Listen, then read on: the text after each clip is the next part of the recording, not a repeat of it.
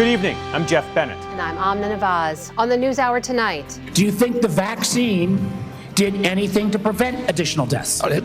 Again, I would like to see the data. Secretary Robert F. Kennedy Jr. is scrutinized by a Senate committee over his controversial vaccine policies and the shakeup at the CDC. A new war on drug cartels, the legal and diplomatic questions about military strikes on boats suspected of carrying drugs bound for the U.S. And the parents of a Texas flood victim open up about their loss and the state legislature's plans to avoid future disasters. Camp is wonderful and fun, but just like most places we send our children, there has to be training, know what to do in the event of an emergency.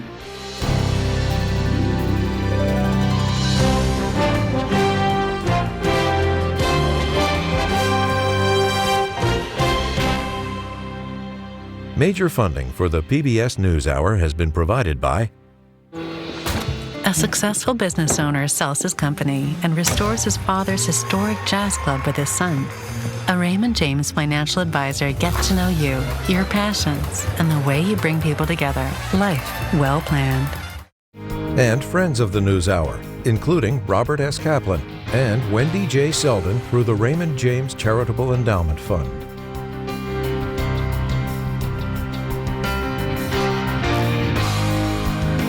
And with the ongoing support of these individuals and institutions.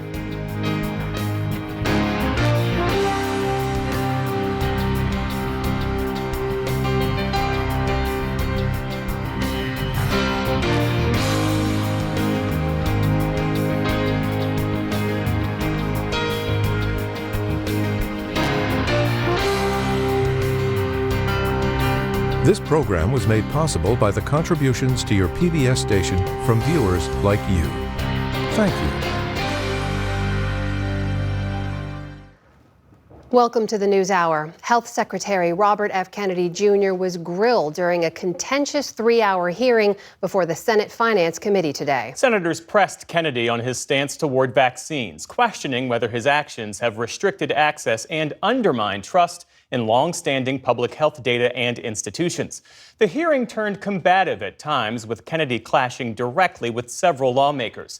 The confrontation came just a week after his controversial decision to fire the director of the CDC. Lisa Desjardins leads our coverage now from Capitol Hill.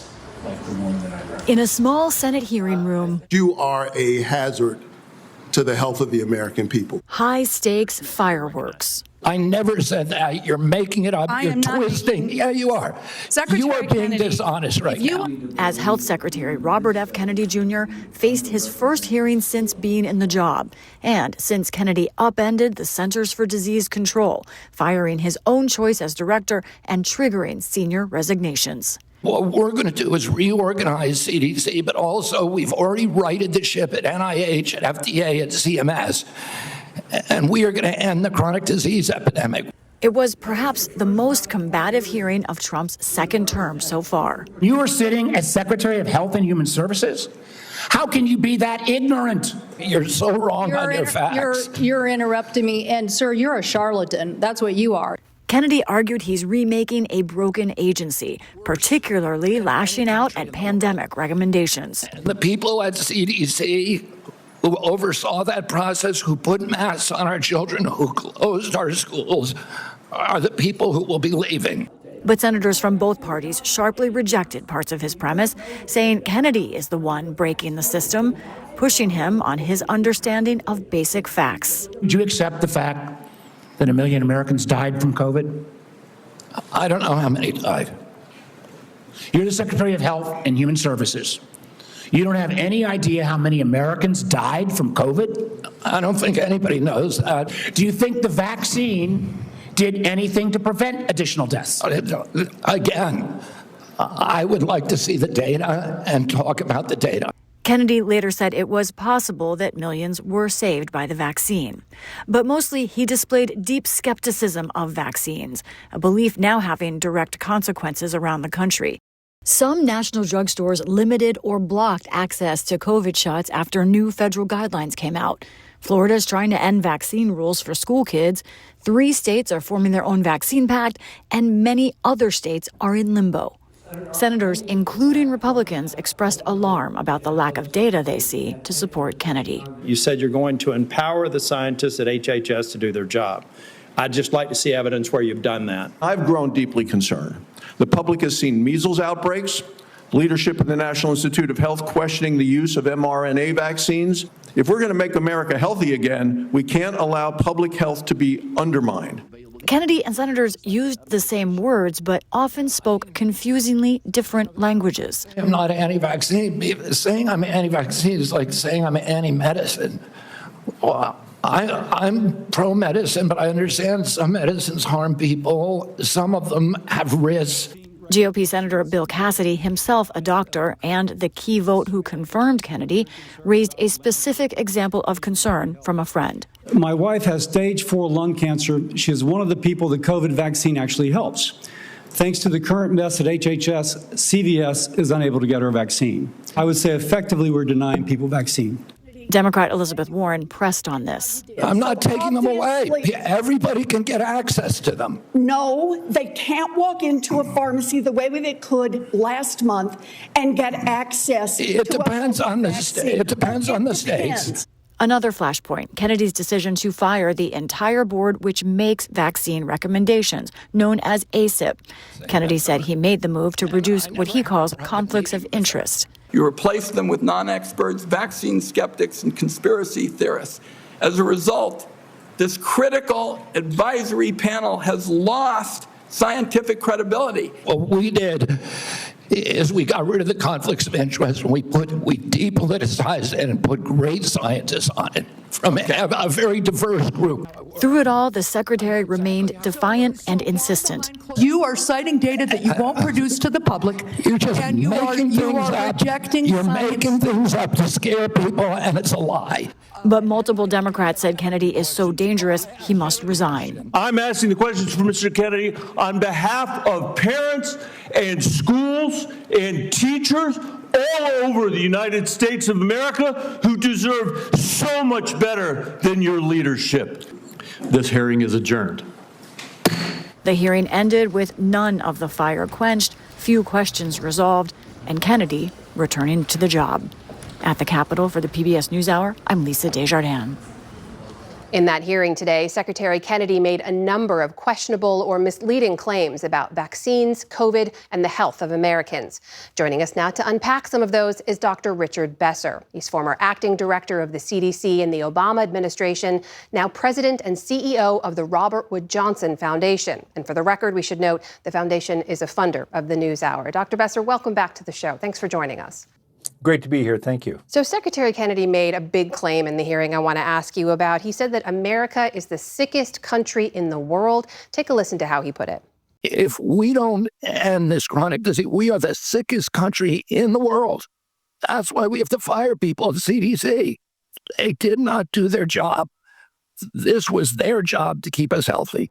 Dr. Besser, the U.S. spends more than any other nation on health care. Is it accurate to say we are the sickest country in the world? Well, I don't think I would say we're the sickest country in the world, but I would agree with the Secretary that we're not getting the return on the investment. And a lot of that has to do with where we're spending our money. We're spending our money on healthcare services and rather than on public health and other approaches to prevention. He cites as part of the argument there what he says is a huge spike we've seen in the country in chronic disease. He actually made the claim that CDC data shows some 76% of Americans have a chronic disease. That number caught a lot of people's attention. Is that true? Well, I would have to go back and look at that number and see what he's putting in there. But we have real challenges in America related to chronic diseases. It's one of those areas where I think if the Secretary were someone who really believed in using science and evidence to address chronic diseases, we could make progress. In the area of nutrition, that's an area where RWJF, our foundation, has done a lot of work. There's a lot that could be done to make sure that the children in our schools were eating healthy school lunches, that schools had kitchens so they could actually cook real food for kids. But that's not what I'm hearing the Secretary talk about. Could that number be as high as 76% of all Americans, though? I mean, what are we talking about when we're talking about chronic diseases? Well, I don't know what he's talking about there. You know, when the secretary was being confirmed, one of the things he said is that he's not a scientist, and you shouldn't look to him for scientific information. This is one of those situations where I would need to fact check that statistic. But I wouldn't argue that we have real issues in America with chronic disease. And it's something where if you pull together the best and the brightest around science, we could make real progress. There's another heated moment you heard Lisa report on there in the tape when Democratic Senator Mark Warner asked Secretary Kennedy about how many people died from COVID, and Kennedy answered, "I don't think anybody knows that." Do we know the answer to that, Dr. Besser? We do. You know, when it comes to public health and data, you use all kinds of different tools to try and estimate what those numbers are. And we know that in the United States, over 1 million lives were saved due to the COVID vaccines. And we know around the world, millions of lives were saved. So for him to say we don't know, well, you may not know an exact number, but when you're talking about millions, that's pretty incredible. And it's one of the big accomplishments of the first Trump administration was how quickly we got so many safe and highly effective vaccines to the people here in the United States, as well as due to the research from the National Institutes of Health for people around the globe. Just to underscore that point on the efficacy of the vaccines, because the secretary was asked repeatedly about whether or not the COVID vaccine saved lives. He wouldn't say definitively, and he said he wanted to see the data and take a look at the data. What do we know about the efficacy of the COVID vaccine? We know that the COVID vaccine is extremely safe and extremely effective. You saw differences in effectiveness based on which vaccines. The mRNA vaccines, the technology that the secretary is putting an end to, were extremely effective. And one of the beautiful things about those vaccines is how easy it was to manufacture them at a very large number, and how those could be adapted very quickly when there were new strains of COVID that were coming on the scene. So very safe, very effective. No vaccine is 100% protective, though. And that's why I'm so deeply concerned about the climate the secretary is creating. We just saw in Florida, the Surgeon General say that vaccines for children going to school are optional. That creates a terrifying situation, and it is because of the climate that the secretary is creating in our nation. Dr. Besser, say more about that climate you mentioned. Big picture here, we just saw probably the most contentious hearing for an administration member so far this term. Even Republican senators expressing some concerns about what evidence, what science backed up some of Secretary Kennedy's decisions. What does all of that say to you? Well, you know, one of the things that gave me some hope in that hearing was that we were seeing bipartisan condemnation of some of the things that Secretary Kennedy is doing. Senator Cassidy, who chairs the Senate committee that oversees the department, really called out Secretary Kennedy around his unwillingness to celebrate the achievements of the first Trump administration in creating such effective COVID vaccines. He lifted up the experiences of people in his state who were having trouble getting vaccinated. And he said, this is not acceptable. And we need to see more of that, because it really falls on the Republicans to say that this is unacceptable. And the actions this secretary is taking are not going to respect state borders. They're not going to respect political party. They're going to hit everyone in our country in a very serious way. That is the president of the Robert Wood Johnson Foundation, Dr. Richard Besser, joining us tonight. Dr. Besser, thank you. It's always good to speak with you. Thanks very much.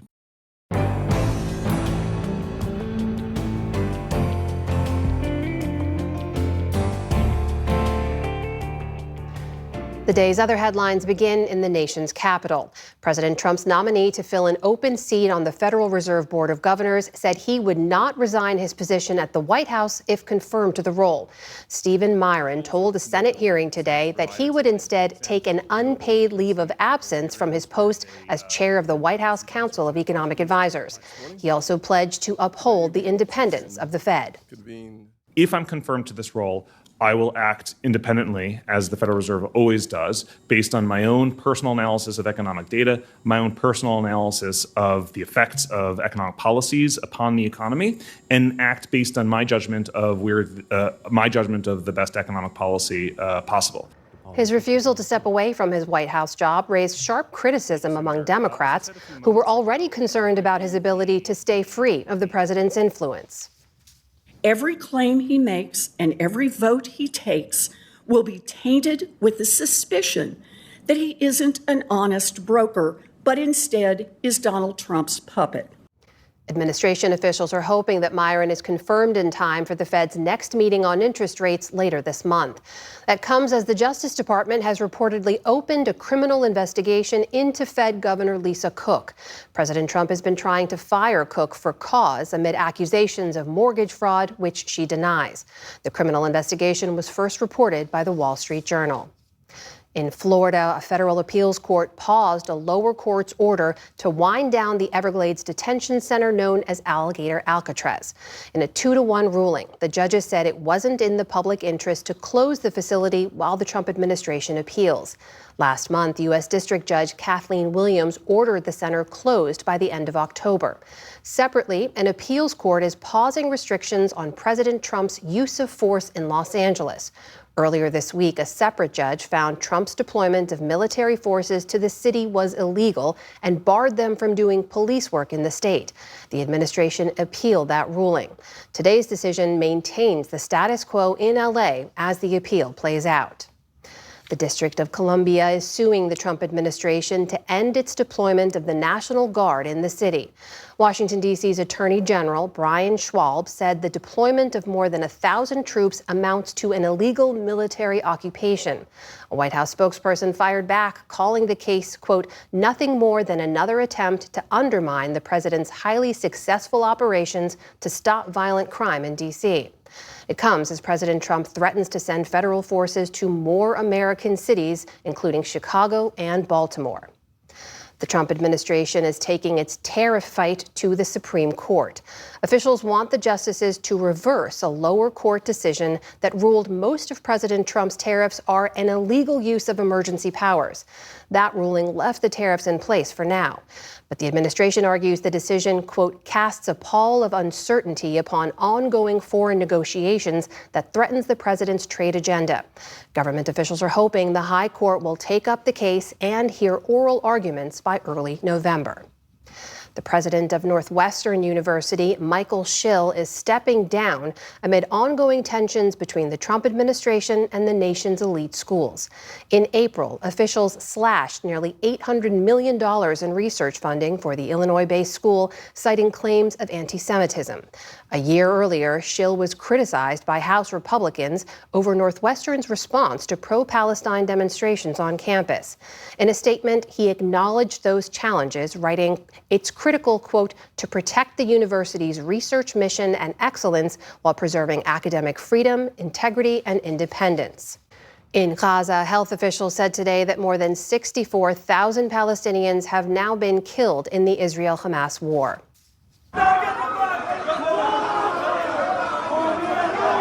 The latest strikes killed at least 28 people, mostly women and children, as Israel intensifies its operation in Gaza City. Israel's military says it already controls 40% of the area. This follows a statement from Hamas saying it would free all 48 hostages it still holds, both dead and alive, but only if Israeli forces withdraw from Gaza and in exchange for Palestinian prisoners, among other terms. Israeli Prime Minister Benjamin Netanyahu's office dismissed the offer as a spin, saying the war would continue until Israel's own conditions are met. Turning now to Afghanistan, the Taliban government says that the death toll from this week's earthquake has spiked to more than 2,200 people. Hundreds more bodies have been recovered since a 6.0 magnitude quake shook a remote eastern part of the country late on Sunday. The quake leveled villages in the mountainous Kunar province, where many people lived in simple homes of mud and wood. The treacherous terrain has hindered relief efforts, requiring the deployment of helicopters and airdrops to reach survivors. French President Emmanuel Macron says 26 Western nations have pledged to send troops to Ukraine the moment the fighting ends with Russia. France hosted Ukrainian President Volodymyr Zelensky today for meetings with European leaders and U.S. Special Envoy Steve Witkoff. President Trump dialed in for a virtual meeting of what's known as the Coalition of the Willing. It's a group of more than 30 of Ukraine's allies. Afterwards, Macron said that a post-war presence by land, air, or sea would serve as a lasting security guarantee for Ukraine. This force does not have the will or the objective of waging some war against Russia, but it is a force that must guarantee peace and provide a very clear strategic signaling. It will be deployed within the framework of a ceasefire, but it aims to prevent any new major aggression. It's unclear if and how the U.S. will participate. Both Macron and Zelensky say they're working with Washington to finalize a plan. On Wall Street today, stocks ended higher ahead of tomorrow's closely watched monthly jobs report. The Dow Jones Industrial Average jumped 350 points on the day. The Nasdaq rose more than 200 points. The S&P 500 also ended with solid gains. Still to come, on the NewsHour, the parents of a Texas flood victim advocate for better safety at summer camps. The fashion world honors the life and legacy of the late designer Giorgio Armani. And a tiny chef leaves a big impression online. This is the PBS NewsHour from the David M. Rubenstein Studio at WETA in Washington, and in the West from the Walter Cronkite School of Journalism at Arizona State University. The Trump White House is signaling a new war on drug cartels. Today, the U.S. designated 2 Ecuadorian gangs as foreign terrorist organizations. And on Monday, the president released video of what the administration says was a strike on a drug-running boat off the coast of Venezuela, where the U.S. Navy now has ships deployed. Nick Schifrin takes a closer look at what happened and at the administration's case for both the policy and the legality of this renewed focus on drug trafficking. In the Southern Caribbean, a new war on drugs. What has for years been a law enforcement mission, now a military operation that President Trump calls the most effective deterrent. They were hit, obviously. They won't be doing it again. And I think a lot of other people won't be doing it again when they watch that tape. The Trump administration has deployed to the region warships and thousands of sailors and Marines that are actively pursuing drug smugglers, Secretary of State Marco Rubio said today. But this time, we're not just going to hunt for drug dealers with the little fast boats and say, oh, let's try to arrest them. No, the president has said he wants to wage war on these groups because they've been waging war on us for 30 years and no one has responded. For decades, the U.S. has responded to the region's supply of drugs through interception. The Coast Guard has legal authority to pursue and arrest smugglers. And the Drug Enforcement Agency and other civilian agencies work with regional partners to target supply routes and production in remote drug labs. But the Trump administration argues fentanyl alone has killed nearly 200,000 Americans in the last 3 years, more Americans killed than in war over the last 6 decades. And the Trump administration has labeled drug cartels foreign terrorist organizations, and Venezuelan President Nicolas Maduro the leader of a specially designated global terrorist cartel. The Trump administration says this week's strike killed 11, quote, narco-terrorists who belong to Tren de Aragua, which the administration says is connected to Maduro. But today, Venezuela's justice minister called the strike unjust. What the United States presented as a strike against drug traffickers was nothing more than an illegal massacre in international waters. They violated international law. And to discuss this shift in U.S. policy, we get 2 views. Retired Rear Admiral William Baumgartner commanded U.S. Coast Guard operations in the Southeast U.S. and Caribbean, and before that was the Coast Guard's Judge Advocate General Chief Counsel, the service's top uniformed lawyer. And Michael Brown had a 32-year career as a special agent at the Drug Enforcement Administration, where he operated in Latin America. He's now the director of global counter-narcotics technology at Rigaku Analytical Devices, a company that makes devices that can identify unknown chemicals and precursors of drugs. Thanks very much. Welcome, both of you, to the NewsHour. Michael Brown, let me start with you. This new approach of the Trump administration to use the military to target these fast boats and these cartels in the region, is that the right approach? Well, I think given the escalation in the use of fentanyl, which is now killing an estimated 100,000 individuals a year, roughly 200 individuals a day, the threat by the cartels has been a terrorist threat for some years, in my opinion. I think now we have an administration that understands that threat, that it surpasses criminal activity of a criminal organization, and that they are now acting as a terrorist organization. So, the implementation of the kinetic strike to combat maritime go-fast trafficking, I think now is an appropriate reaction to the threat that the United States faces. Admiral, do you believe this is an appropriate response to the threat that cartels pose? I think the military can certainly supplement law enforcement efforts. We've been doing it for decades and decades. In the Caribbean, it's worked very effectively when we've had enough platforms in a coordinated law enforcement method. Enough platforms is what we need. If we're going to commit more platforms with the military, let's do that, but let's do it within the bounds of the law.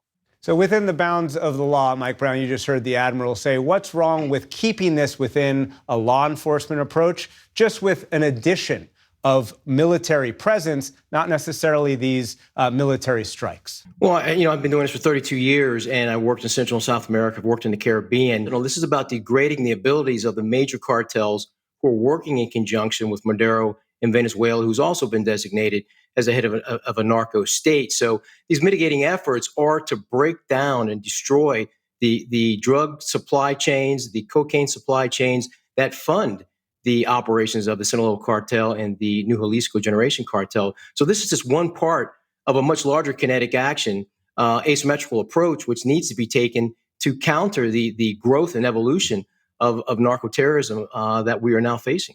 So, Admiral, what's wrong with that? If for 30 years the U.S. has taken a law enforcement approach, why not add this military kinetic action? All we did with this military kinetic action is blow up a boat. We don't really know what was on it. We don't have a clear, legitimate reason for attacking this particular vessel. In a law enforcement approach, we obviously do. Plus, we get prisoners that provide us intelligence so that we can further develop what's going on. Here, this vessel was on the high seas. It wasn't close to the United States. We didn't have any legal justification for acting on that particular vessel. We didn't use any of the frameworks that we've developed over the last 50 years to approach this in a lawful manner. Let's take a listen on the question of whether this was legal to Secretary of Defense Pete Hegseth. Every boatload of any form of drug that poisons the American people is an imminent threat. And at the DoD, our job is to defeat imminent threats. A foreign terrorist organization poisoning your people with drugs coming from a drug cartel is no different than al-Qaeda. And they'll be treated as such. So, Mike Brown, are these boats imminent threats? And should foreign terrorist organizations, as designated by the Trump administration, be treated like al-Qaeda? Well, that's the whole purpose between the president's new designation of FTOs, foreign terrorist organizations, in which he outlined the top narco threats to the United States. And if these organizations are so engaged in that activity, supplying narcotics, which are poisoning American citizens, then those actions need to be taken. We took the same actions against al-Qaeda and against ISIS. I spent a year in Afghanistan, and they were very effective in degrading the drone strikes. Were very effective in degrading the capability of those organizations to threaten America. We don't want the narcotics to get to America. That's the whole point. Strike them when they're in international waters, when they're in the jungles of Colombia, and preventing them from coming to the United States. Admiral, could you respond to Secretary Hegseth's statement? Every boatload of any form of drug that poisons the American people is an imminent threat, and they will be treated like they are al-Qaeda. Well, first of all, they're not al-Qaeda. Al-Qaeda set forth to kill American citizens. As much as we despise what the cartel are doing and what their narcotics may do when they get to the United States, they are providing something that is being demanded by the American public. And we should be addressing demand. We certainly should be doing that. But to liken this to al-Qaeda and what al-Qaeda wants to do to our people, it's just not the same at all. And the designation as a foreign terrorist organization is not it does not justify lethal force against them wherever you find them, whenever you want to find them.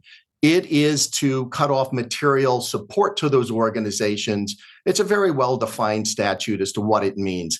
And it does not mean open season and kill anybody you think might be a member of one of those organizations. Michael Brown, you're not a lawyer, but can you respond to that? Do these authorities really allow the U.S. military to take the strike? I think absolutely. In terms of, the trafficking organizations, especially the Sinaloa cartel, they have weaponized fentanyl. They know that fentanyl is killing thousands of Americans every year, and yet they continue to distribute that narcotic. And so, we have a very short time to act within the U.S. to mitigate this threat in order to save more American lives. Admiral, you were the top uniformed lawyer in the Coast Guard. If you had the ability, or if the military had the ability in years past, when you were in that position, to take this strike, what would your advice have been? Well, first of all, I'll tell you, I was the commander in charge of doing these operations in the Caribbean. That's what I did in my last 3 years in service. So forget about whether my legal advice would be, I was the commander that would have taken charge and directed the law enforcement action in the Caribbean. We absolutely would not have launched a lethal strike on a vessel when there was no warning to the vessel. We didn't even know for sure who was on the vessel. We didn't know the destination of the vessel, and hadn't enacted any of the multiple procedures that we have for interdicting, identifying, and appropriately addressing the vessel. Michael Brown, do you have faith that the intelligence was good enough to take that strike? Well, based on my understanding of the investigation and what I've obtained from my own sources, this was a targeted strike. The information was specific. They knew the vessel was carrying narcotics. The video of the vessel, I've seen thousands of these videos. This vessel was definitely carrying a large sum of narcotics to somewhere in the Caribbean. DEA has sources of information which could identify hundreds of these vessels. We just didn't have the resources to interdict them. Now we do. And this sends a very clear message to anyone who's willing to transport narcotics from Venezuela to the Caribbean or to the United States, that once you enter international waters, you will be seen as a terrorist organization and you will be treated as such. Admiral, just take on that last point, the point of deterrence. The president has made this point. Does this deter future drug smugglers from trying to go from Venezuela or the Caribbean up to the United States? Well, I think what it deters the rest of the international community from cooperating with the United States. The United States has been a leader in building coalitions. We've done that on legitimacy. We've done that on the rule of law. This will deter all of those nations from cooperating with us and will do great harm to our ability to address this problem. Will it deter an individual vessel from launching and trying to make a trek? I don't really know if it will. Admiral Bill Baumgartner and Michael Brown, thank you very much. Thank you. Thank you.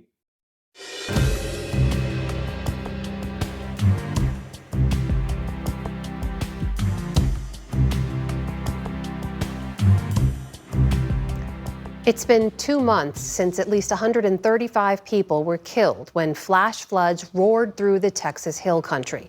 Last night, state lawmakers passed the first round of legislation in response. The bills, which focus on improving camp safety, faced opposition from some Texas camps who said the new safety requirements would put them out of business. But among those killed at Camp Mystic during the July 4th floods was 8-year-old Virginia Hollis. I spoke with her parents, Lacey and Lars Hollis, yesterday ahead of those votes. It's a very challenging time for our family. Sleep is very hard to come by. Weeks after losing their firstborn daughter, Lacey and Lars Hollis remain haunted by the night that flooding claimed her life and 26 others at Camp Mystic. What these sweet little girls had to go through that evening is just it's very painful, and we're taking it day by day. 8-year-old Virginia, big sister to Sienna, was spending her first summer at the camp on the banks of the Guadalupe River. She was so excited to play her for the talent show at camp, to get to play the piano song that she composed. She was like, "Mommy, I bet nobody else who's 8 has a piano song that they've written themselves." Thinking about, just as a little girl of 8, how brave and strong she could be playing piano for strangers just because she wanted to share music with them. At least for me personally, it's really given me the strength to testify, to drive to Austin, to meet with people and tell them about her and why this is important. On July 4th, storms pounded the Texas Hill Country. Some 550 campers were at Camp Mystic, many asleep in cabins in high-risk flood zones. The National Weather Service reportedly sent a severe flood alert at 1:14 a.m. Campers weren't evacuated until at least 2 a.m. No child should be sleeping in a floodplain. Detection. We're an incredibly advanced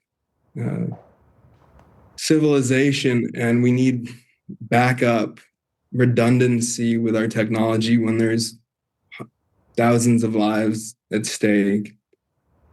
Training, camp is wonderful and fun, but just like most places we we send our children. There has to be training, know what to do in the event of an emergency, know where to go, not shelter in place in a flood, but where are we all going? And the campers and the counselors need that type of training at camps. These things that we thought were in place, because they're in place in our schools, they're in place everywhere that has the care of children, except apparently summer camps. She was 8. She was barely 50 pounds. I think she was 48 pounds. And her sweet 18-year-old counselors, they did their best. I know they did. I know they did everything they could. Virginia's body was found more than a week after the floods. Hundreds in her hometown of Belleville, Texas, lined the streets to say goodbye. My daughter, Virginia, our first child, named for me and for my grandmother, died sometime after the rain and river flooding that happened in the early morning hours of July 4th. We don't know when she died. We don't know how. We really don't know anything. We may never know. Lacey and Lars turned their pain into purpose. Just 47 days after Virginia was killed, testifying before a Texas Senate committee. My anguish is as infinite as the stars in the sky, and equally as unfathomable. Searing, blazing, exploding, a black hole of pain. Watching you both testify before the Texas Senate, I was in awe of your strength and your grace, and it really stuck with me, Lars, when you chose to play a clip of a piano song that Virginia wrote. She composed herself. It's called Virginia's Song. You said it was the last song she ever composed, and you played it so everyone could hear.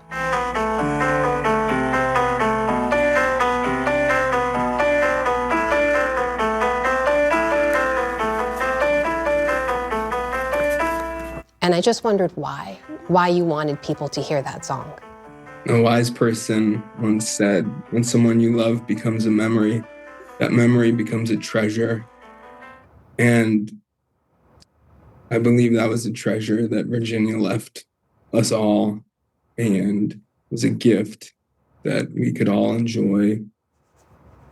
And I felt compelled to share it with the world. For me, hearing her song sometimes is difficult because she was working on other compositions. She just never got to finish them. And she wanted so badly to be a composer and a pianist, and also, a cowgirl, a teacher, and a mom. But it just really brought home to me, like, every single one of them had wonderful things to share with the world. And all of those things were snatched away from them and from the world, and I'm so grateful that we have that song, but also part of my heart breaks for all the other songs, that all the music that died with her. And it's just like, one little snapshot of what we're missing for the rest of our lives. It's a challenge, but that's what we're here today to advocate on behalf of these 27 beautiful souls that needlessly lost their life. And we want to ensure that there's not a 28th child next summer. We got folks in the audience whose girls died at Camp Mystic. Thank you for your patience. This bill has been expedited, but less than 2 months from the date of the occurrence, because we want to make sure that another camper, another child, will not go to sleep subject to the horrors that you've had to endure. With that, members, I urge passage. 122 ayes and 8 nays. Senate Bill 1 passes to third reading. Their message was heard. Hours after we spoke, Texas legislators passed Senate Bill 1, known as the Heavens 27 Camp Safety Act. Among other things, the act will ban camp cabins within 1,000 feet of a floodway border, require camps to prepare to evacuate after a National Weather Service flood warning, and require evacuation routes be displayed in youth camp cabins. Another bill, House Bill 1, also passed last night, requiring overnight kids camps to develop emergency plans and submit them to the state. Both bills head to Governor Greg Abbott to sign into law. I, for one, have that hope that will be what happens, and that there won't be a 28th child that suffers a preventable death at a Texas camp in the future because there wasn't enough preparation, there wasn't enough training, that there wasn't a big enough or the right response, that there wasn't detection. That won't. I have that hope now.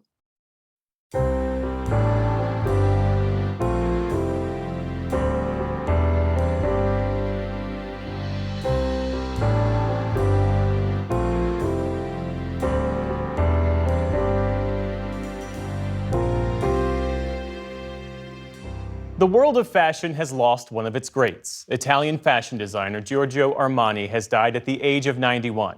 He's credited with elevating a quintessentially Italian aesthetic in his clothes and making red carpet affairs cultural moments. Joining us now is Robin Givhan, Pulitzer Prize-winning fashion critic and former senior critic at large at The Washington Post, where she worked for more than 20 years. She's the author of Make It Ours, Crashing the Gates of Culture with Virgil Abloh. It's great to see you again. Nice to be here. So let's talk about Armani. He really defined the look of understated elegance. How did his minimalist approach redefine luxury fashion? Well, I don't think we would have the vocabulary to really talk about what we now call quiet luxury without Armani.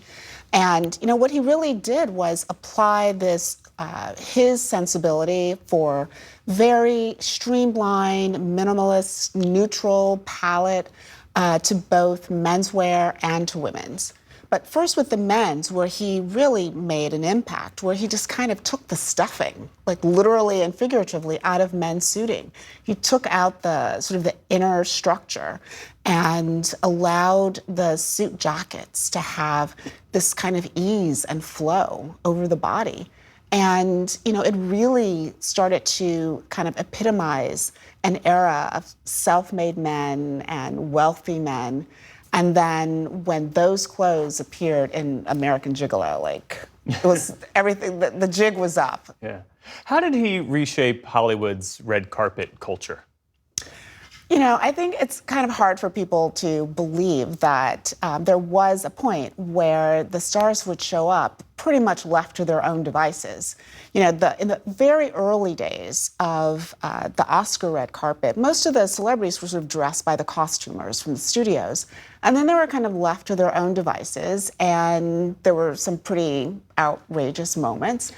And then Armani hired a woman named Wanda McDaniel, who came in and sort of created almost a system. And Armani started dressing a lot of the celebrities who, really, I think felt, indebted to him for doing it, because it allowed them to get a bit of, support when they're out there on the red carpet being photographed. And he dressed them in his sensibility. So it was all about sort of the classic tuxedo and elegant evening gowns. Not a ton of skin, not a lot of sheer, but very much the Armani aesthetic. At a time when so many fashion houses have been absorbed by conglomerates, Armani is still a privately held brand. What was it about Armani the man who refused to sell? He loved his brand. He loved working. He loved being able to control the aesthetics of it down to, every detail. There definitely was a period when he considered selling. He doesn't have children. And he, considered selling to the large French conglomerate LVMH. And sort of at the last minute, he decided that he couldn't do it because he really wanted to maintain the authority over sort of the destiny of the company. And, you know, it was a really attractive company to purchase because, you know, unlike a lot of the big fashion houses that make most of their money through accessories, shoes, handbags, fragrances, you know, all of those things, Armani was really a fashion house that sold clothing. And as odd as it sounds, like, that's pretty rare. Is that why Armani, the brand, has endured in this moment of fast fashion? I think that has something to do with it, but I also think it's because the brand had such a clear and distinct vision that it really represented the singular point of view of one person.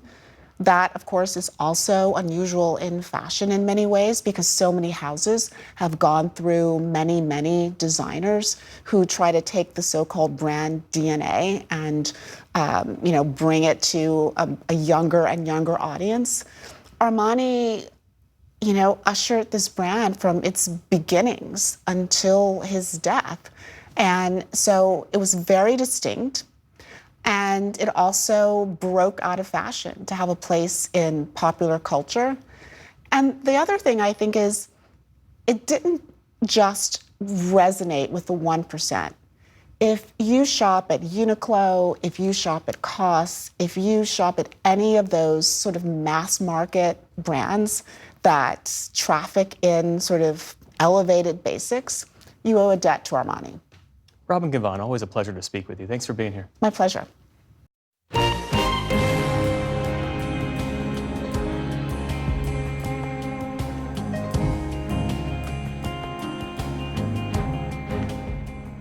He's a little guy with a huge following online. Tiny Chef, the Instagram sensation who also happens to be animated, has gained millions of fans of all ages while whipping up vegetarian meals with a side of heart. Stephanie Tsai has our report. It's part of our Arts and Culture series, Canvas.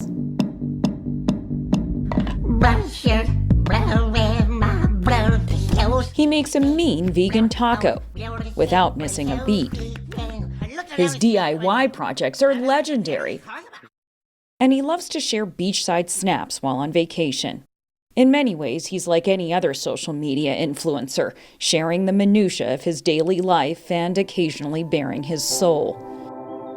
I'm home. But Tiny Chef, a furry, green, 6.5-inch tall puppet who lives in a tree stump, strikes a different chord in a sea of noise. It's not hard to see why. Don't blame yourself, Ruby. He's not cynical. He's just so genuine and like optimistic, and he sees good. He just sees good. Tiny Chef is the brainchild of co-creators Rachel Larson and Aslam Akhturk. We made it actually we made it for us. And every time we laugh about a topic or want to do this, it's because we test it on ourselves. Yeah, it kind of is true. Like you kind of make something to your own taste, and like you're gonna hopefully speak to people who have similar taste or like the same humor and kind of get it. A lot of people get it. The Tiny Chef Show Instagram account has almost 6 million followers. Today, a team of 11 in this Los Angeles studio work to bring his universe to life. Everything in the stop-motion animated videos is custom-made, from the tiny sets built and designed by creative director Jason Kowalski. Everything is purely functional, you know, doors open for Chef, windows open for Chef. To his belongings. The first video we ever shot of Chef, this was the banjo he's playing. Oh my God. Yeah. It's a labor of love that started as a hobby, say Larson and Akhturk. The creators met in London, working on the animated film Isle of Dogs by Wes Anderson. We're a pack of scary, indestructible alpha dogs. Larson worked on the stop-motion animation, a process which involves painstakingly manipulating physical objects to be photographed frame by frame, creating the illusion of movement. Akhturk was part of the film crew. We became really good friends, and we were just like, we should do our own project at some point. So that's where the seed kind of got planted. That seed sprouted in 2018 when Larson started sharing images on Instagram of tiny food she sculpted for fun. That gave Okturk an idea. She remembered a green puppet Larson had shown her years ago. And I was like, he has to be the chef. He's perfect for it. I have to contact her and tell her we need to do a stop-motion cooking show. And she loved it. And in an instant, we figured out the name, The Tiny Chef. Credit for the pint-sized performer's pipes is due to Matt Hutchinson, Larson's brother-in-law. He sent them his rendition of a classic by Queen.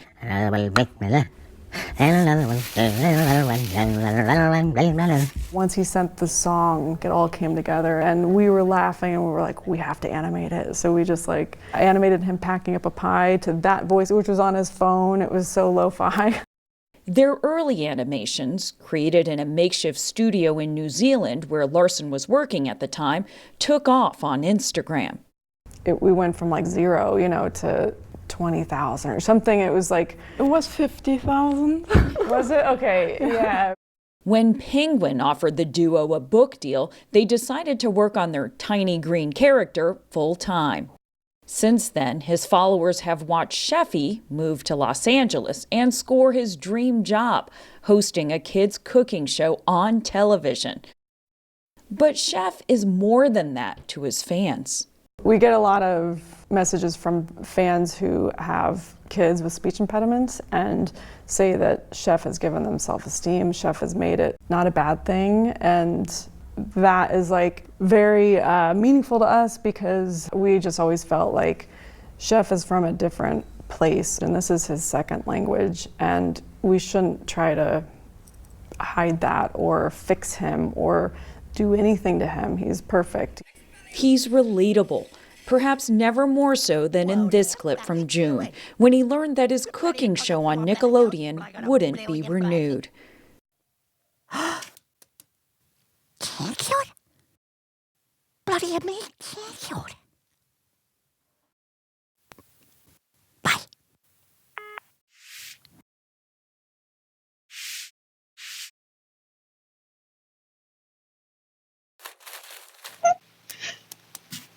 Who hasn't felt that? The moment when he starts trying to go back to work and then it hits him? Yeah. I honestly feel genuinely bad for Chef. We have more practical, logical, okay, what's next? How do we keep going? But when I think of his experience of someone who just wanted to have this cooking show for so many years, it's that would break his heart. The cancellation made headlines, and the video inspired an outpouring of care and donations from his worried followers.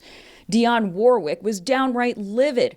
"Are you proud of making this thing cry? Who's in charge over there? I want a name," she posted. As for Tiny Chef, he's taking things one day at a time, playing his trusty banjo and meditating. He's currently on a road trip finding himself and doing an occasional interview, but only with Blilly-Blig news organizations. Chef, I know this is your first TV interview since your show was canceled. How are you doing? Well, I'm not gonna lie, things were a little tough there for a while. But sometimes you've got to pull yourself up by the bootstraps, look around, bring out a wonderful things, bring your wife, and get Chevy, we're gonna find your next adventure. What did you think about the huge outpouring of support you got from your fans? But I'm just baffling. But I don't really have the words for how much the support from the fans mean to me. I don't even call them fans, really. They're just friends, but I haven't met yet. Well, Hollywood can be tough. Do you have any advice for anyone going through similar hard times? Number 1, feel your feels. Number 2, have a quiet. Number 3, find your friends. Number 4, then go buy your next adventure. Who knows what's next? I sure don't. While they cook up his next adventure, Larson and Okturk say Chef's not going anywhere. I think what's really important to us is really taking the next step sort of slowly, just and really making sure if we bring in another partner that's what we want. Right now we're just enjoying just focusing on social media, but I think Chef's best chapter is coming up. I just feel really strongly in my heart that the best of Chef is to come. In the meantime, the joys of Tiny Chef continue to capture our hearts. For the PBS NewsHour, I'm Stephanie Tsai in Los Angeles. Bly bly. Tiny Chef has one more follower. I just followed them. What a delight. What an absolute delight. Find your friends and on to your next adventure. Great advice for us all. Indeed. And that is the NewsHour for tonight. I'm Jeff Bennett. And I'm Amna Nawaz. On behalf of the entire NewsHour team, thank you for joining us. Major funding for the PBS NewsHour has been provided by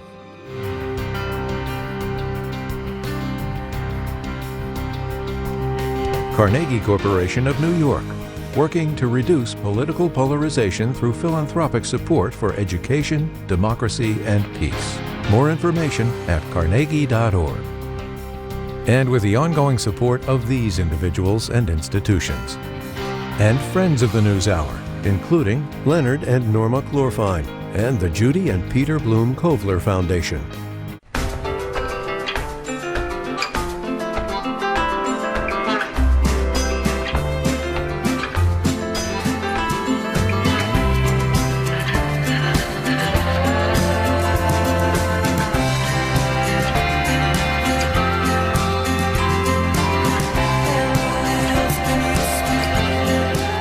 Moving our economy for 160 years. BNSF, the engine that connects us. And with the ongoing support of these institutions.